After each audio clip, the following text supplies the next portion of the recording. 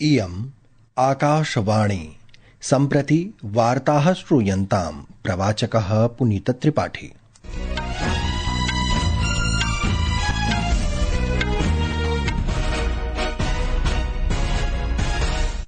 आदौ मुख्यवार्ताः। प्रधानमन्त्री नरेन्द्र मोदी वित्तमन्त्र्याः निर्मला सीतारामन वर्यायाः आयव्ययकभाषणम् आर्थिक परिवर्तनस्य समग्रं ब्लूप्रिंट इति अस्तीति अकथयत्।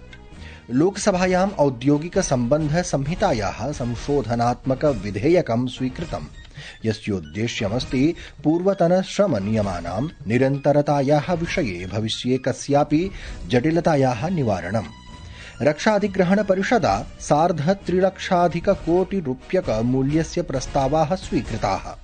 इंडिया एआई इम्पैक्ट इति शिखर सम्मेलनाय प्रधानमन्त्री मोदी वर्यस्य आमन्त्रणे ब्राजील देशस्य राष्ट्रपतिः लूला डा सिल्वा अस्मिन् मासे भारतम् आगमिष्यति। अपि च FIH प्रो लीग हॉकी इति क्रीडायां भारतीय पुरुषदलम् अद्य राउरकेला नगरे अर्जेन्टीना देशेन सह क्रीडति। अथ वार्ताः विस्तरेण। प्रधानमन्त्रिणा नरेन्द्र मोदिना उक्तं यत् वित्तमन्त्री निर्मला सीतारामनवर्या लोकसभायां स्वीयाभिभाषणे विषयेऽस्मिन् व्यापक विवरणं प्रदत्तवती, यत् अस्य वर्षस्य आयव्ययकेन देशस्य आर्थिक क्षेत्रेषु कीदृशानि परिवर्तनानि आगमिष्यन्ति। लोकसभायाम् आयव्ययके वित्तमन्त्रिणः प्रदत्तस्य उत्तरस्य वीडियो इति चलच्चित्रं सामाजिकान्तर्जालीयपटले विनिमयीकुर्वन् श्रीमोदिना उक्तं यत् तया रिफॉर्म एक्सप्रेस इत्यस्मिन् सूक्ष्म लघु मध्यम उद्यम MSME इति समर्थनं, कौशल विकासं, भारतस्य भावी भविष्यस्य आधारभूत संरचनां च संवर्धनाय शिक्षादि विषयेषु बलं प्रदत्तमिति। अद्य राज्यसभायां सत्रस्यास्य केन्द्रीय आयव्यय संकल्पनेति विषये परिचर्चा पुनः समारब्धा। चर्चायां भागं गृह्णन् भाजपेति दलस्य नेता मदन राठौरः अवदत् यत् भारतस्य अर्थव्यवस्था विश्वस्य चतुर्थी बृहत्तमा अर्थव्यवस्था अभवदिति। सः अवदत् यत् मोबाइल इति जंगम दूरवाण्याः विनिर्माण क्षेत्रे भारतमधुना विश्वस्य द्वितीयः बृहत्तमः उत्पादकः सञ्जातमस्ति। भाजपेति दलस्य शम्भू शरण पटेलः केन्द्रीय आयव्ययपत्रं प्रशंसयन् उक्तवान् यत् एतत् देशवासिनाम् अपेक्षां पूरयिष्यति इति। पूर्वं केन्द्रीय मन्त्री डॉक्टर एल मुरुगनः सार्वजनिक लेखोपक्रम समित्यां 7 सदस्यानां निर्वाचनस्य प्रस्तावं प्रेषितवान्, यद्धि ध्वनिमतेन स्वीकृतम्। SC/ST इति कल्याण समितेः 10 सदस्यानां निर्वाचनस्य प्रस्तावः अपि सभया स्वीकृतम्। अनेनैव सह लोकसभायाम् औद्योगिक सम्बन्ध संहितायाः संशोधनात्मक विधेयकमपि स्वीकृतम्, यस्योद्देश्यमस्ति पूर्वतन श्रम विधानानां निरन्तरतायाः विषये भविष्ये कस्याः अपि जटिलतायाः निवारणमिति। रक्षा अधिग्रहण परिषदा सशस्त्र बलानां क्षमताभिवर्धनाय ₹3.5 लक्षाधिककोटिरूप्यक मूल्यस्य प्रस्तावाः स्वीकृताः। रक्षामन्त्रालयेन सूचितं यत् भारतीय वायुदलेन बहुभूमिकायुक्त युद्धविमानानां, राफेल विमानानां, युद्धक्षिपणीनां, वायुनौकायान आधारित उच्च ऊर्ध्वता शूरो उपग्रहस्य क्रयणाय च आवश्यकतां स्वीकर्तुम् अनुमतिः दत्ता अस्तीति। केन्द्रीय मन्त्री प्रह्लाद जोशी अद्य आरोपितवान् यत् लोकसभायां विपक्षस्य नेता राहुल गान्धी सदने तथ्यसाक्ष्ययोः अभावे अपि वक्तव्यं करोतीति। संसद परिसरे वार्ताकारैः सह वार्तालापं कुर्वन् मन्त्री अवदत् यत् राहुल गान्धिनं विरुध्य विशेषाधिकार प्रस्ताव विषये निर्णयः संसदीय कार्यमन्त्रालयाधीनः अस्तीति। सः अवदत् यत् श्रीगान्धी लोकसभायां सभायाः बहिः वा अपरिपक्वरूपेण व्यवहरते। ह्यः संसदीय कार्यमन्त्री किरेन रिजिजू अवदत् यत् आयव्ययिक चर्चायाः समये लोकसभां भ्रामयितुम् आधाररहित वक्तव्य कृतवतां विपक्षनेतॄणां विरुद्धं भाजपेति दलं विशेषाधिकार प्रस्तावम् आनयतीति। प्रियाः श्रोतारः, संस्कृतवार्तायाः संस्करणमिदम् इदानीम् आकाशवाणीतः प्रसार्यते।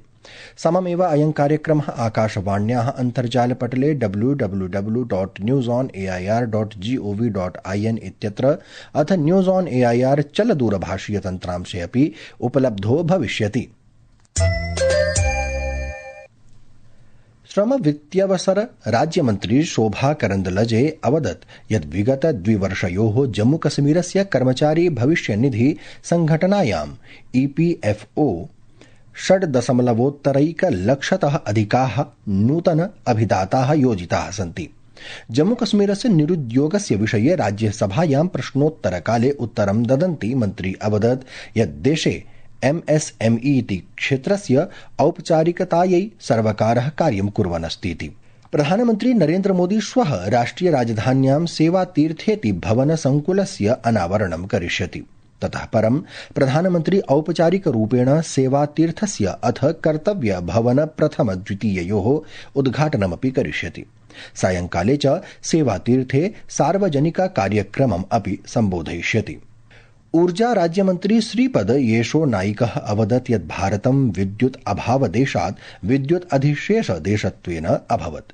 लोकसभायाम् अद्य अनुपूरक प्रश्नानाम् उत्तरं ददता श्रीनाइकेन उक्तं यत् प्रधानमन्त्रिणः नरेन्द्रमोदिनः नेतृत्वे 14-2000 विद्युत् क्षेत्रे अनेकानि परिष्काराणि कृतानि सन्ति। माननीय प्रधानमंत्री नरेंद्र भाई मोदी जी के नेतृत्व में वर्ष 2014 से पावर सेक्टर में व्यापक ट्रांसफॉर्मेशन रिफॉर्म्स किए गए हैं। आज भारत एक पावर डेफिसिट जो कंट्री है, राष्ट्र से आगे बढ़कर पावर सफिशिएंट ही नहीं बल्कि पावर सरप्लस राष्ट्र बना हुआ है।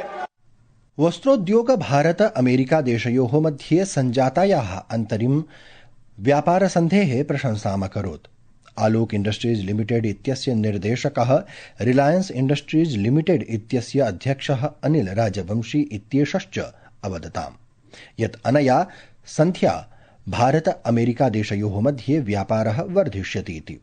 ताभ्यामुक्तं यत् अनेन व्यवहारेण वस्त्रक्षेत्रस्य 4.5 कोट्यधिकाः जनाः उपकृताः भविष्यन्ति इति।